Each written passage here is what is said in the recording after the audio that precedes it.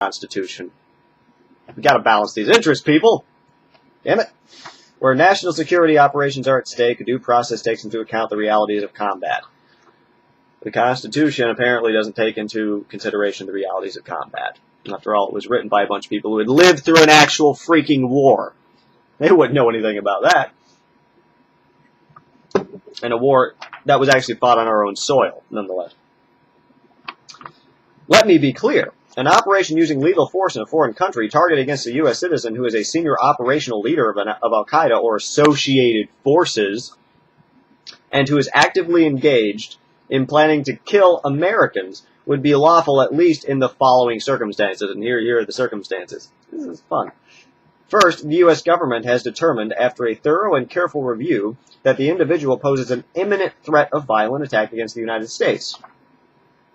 Reasonable. Now, let's look at the case of al-Awlaki. Did he present an imminent threat against the United States? The dude was living in a hut in Yemen. He was not a senior leader of Al-Qaeda. I guess he was of associated forces. Anybody could be the leader of an associated force. I could be the leader of an associated force. And I don't have any experience in terrorism at all. Oh, my goodness. But he was not presenting an imminent threat to the United States. But here's the second one. If the individual... Oh, hold on. Second, capture is not feasible.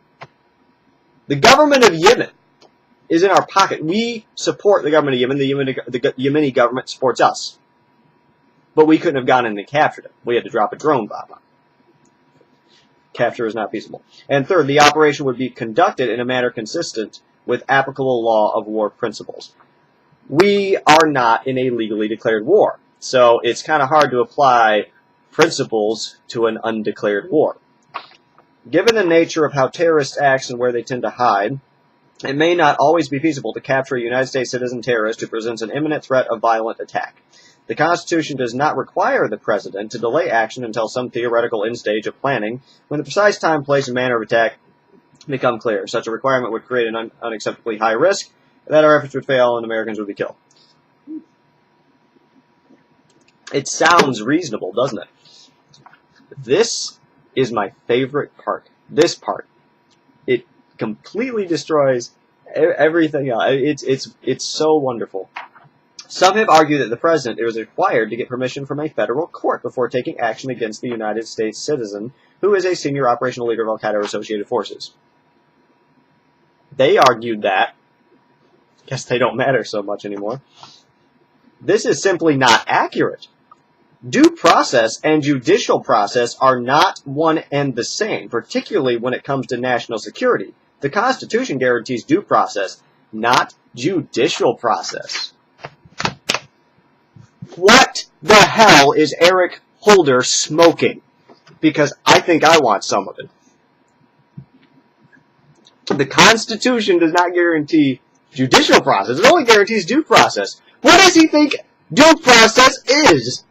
I'm going to turn to the amendments in the Constitution that protects due process. I think it's page 51. Here it is.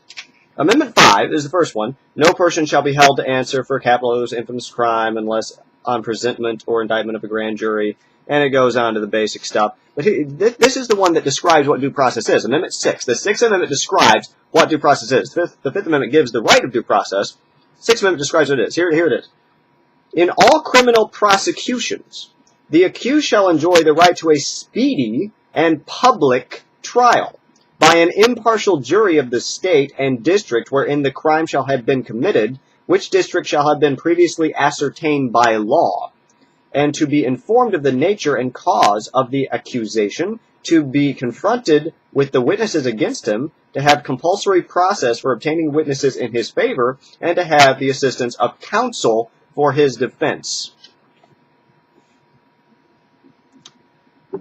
I don't know which Constitution Eric Holder is referring to in his comments, because it sure as hell ain't the American one. Due process, not judicial process. What kind of due process doesn't involve a fair trial? I'd like to hear his argument for that. You know, it's interesting you didn't ask for questions after this speech. And just so I can finish this off real quick. That is not to say the executive branch has, or should ever have, the ability to target any such individuals without robust oversight. Not constitutional oversight, obviously. Which is why, in keeping with the law and our constitutional system of checks and balances, the executive branch regularly informs the appropriate members of Congress about our counterterrorism activities. The appropriate members of Congress. I wonder which members those are. I think I could probably guess.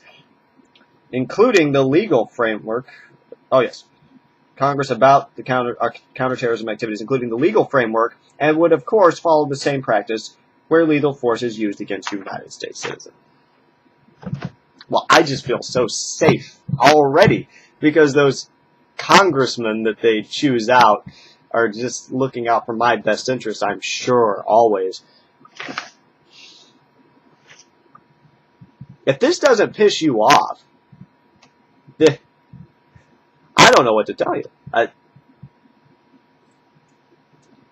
I mean, it's one thing to do this in secret, but then to come out and announce it, and then to have your Attorney General, the guy who is the head of the Department of Justice, who should know what this says, who should understand where due process comes from, all going all the way back to the Magna Carta, who should know better than to say these things, who should think that Americans are going to be smart enough to look at this and say, this is fascism. This is what happened in Nazi Germany. This is what happened in Mussolini's Italy. This is what happened in Stalin's Russia. This is not indicative of a free country.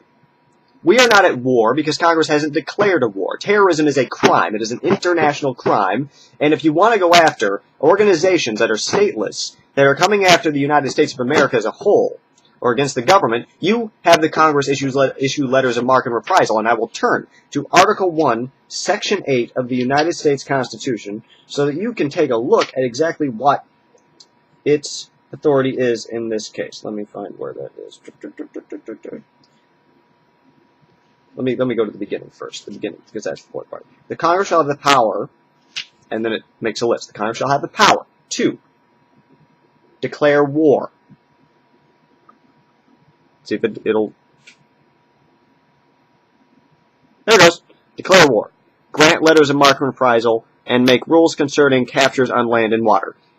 Article 1, Section 8. You want to know where that's mentioned anywhere else in this Constitution? Nowhere. Not in the part that gives the powers to the presidency. No, not Article 2. Not Article 3, which gives powers to the courts. Nowhere else. Only to Congress. But apparently, because the president says we're at war with a stateless enemy, which includes not only specific groups, but associated forces, he can do whatever he wants. Because he has complete power as if he were in a war. And he can kill anyone, anywhere, anytime, on his authority with oversight of appropriate, or let me get the exact words here. Yeah, appropriate members of Congress. The appropriate members of Congress. And of course, he uses due process. It's just not the one that's mentioned in the Constitution that has judicial process. Oh, God bless America, I swear. The American people don't wake up and challenge their government and the abuses that are happening to them. We are going to wake up one morning and we are going to be living in Nazi Germany. We are going to be living in Mussolini's Italy. We are going to be living in Stalin's Russia. We will no longer be free. We will no longer have the rights that were bought and paid for by our founding fathers when they gave their lives, their fortunes, and their sacred honors to give us this. And we're throwing it away. Just like that. We don't give a shit. Nobody's doing anything. What's the answer? What's the answer? You people wouldn't even give Ron Paul one single state, would you? The one man who cares about that document that's now laying on the floor, and I will go pick it up. This document. The only one who gives a damn about it. The only one who's actually read it and understands it. Who actually cares about defending your rights and isn't going to give you this Orwellian doublespeak. He hasn't even won one single state. United States of America. Land of the free, home of the brave. Or like land of the slaves, home of the cowardly.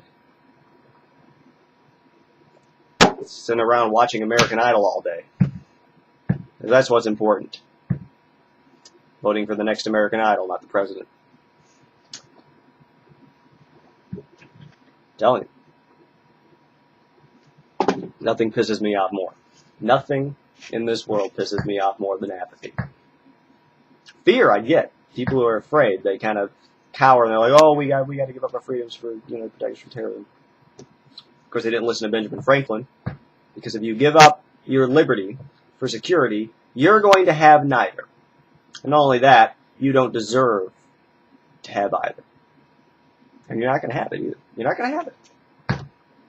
America, going down the tube. Right here. Because of this kind of despotism. I might be bombed by a drone tomorrow, by the way. Don't be surprised if I don't post any more videos. If I do, it might be from a cell in Guantanamo Bay. But I honestly don't care anymore. If we don't stand up and say something, we're going to lose what little freedoms we have left.